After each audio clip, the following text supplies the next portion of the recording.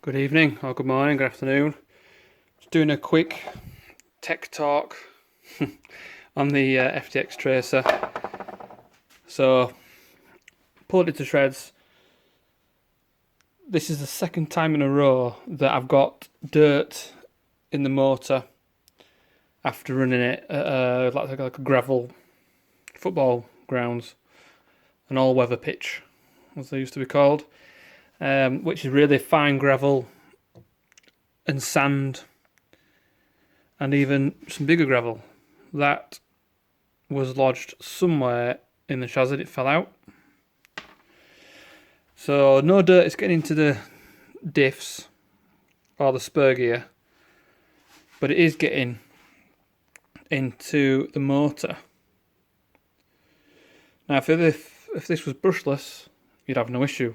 Brushless motors are mostly sealed, or well, technically they are sealed, whereas brushed are not. So what I've done with that is I've just gone and got some brake cleaner, which has worked before and it should work again. Blasted out as much dirt as I can and just spun it round, and it feels alright. Probably won't last forever. Once you've done damage with some dirt, the damage is done, but at least it's cleaned out.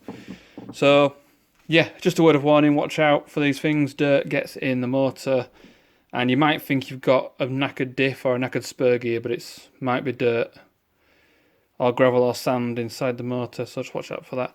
I'm actually going to now, not in this video, but I'm going to experiment with blocking off some of these holes. Which probably not good for cooling, but I'm going to give it a go. So I'm either going to use some silicone or some hot glue and just carefully seal these holes. I can't do every single hole, but the majority. And then I was also thinking of, I've got somewhere behind me, somewhere in this messy garage, I've got, here we go.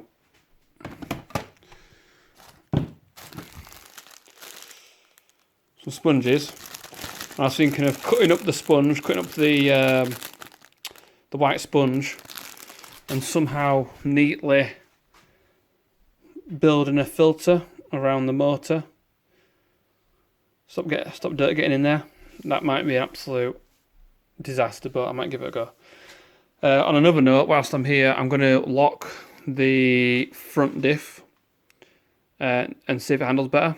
I think some of the racers for the 1/10 touring cars, they talk about stiff front diffs, so I'm going to give that a go. But anyway, thanks for watching. I'll be back with some more videos on the RC cars soon. Right, I'm back. So I've cut up some silicone tube into little chunks and put it inside the front diff. That is now locked. Just some tiny bit of silicone chunks. I don't want it to sort of bulge and explode, so that's good. And I've got some foam, cut it to size, so when the motor sits in, that will squash down the foam and seal up the bottom side of the can or motor.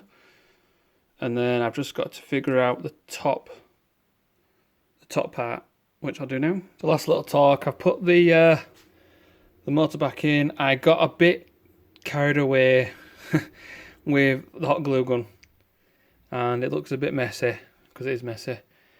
And this might really come back to haunt me, because hot glue, hot motor, yeah. Anyway, it's done now. Re-greased it all.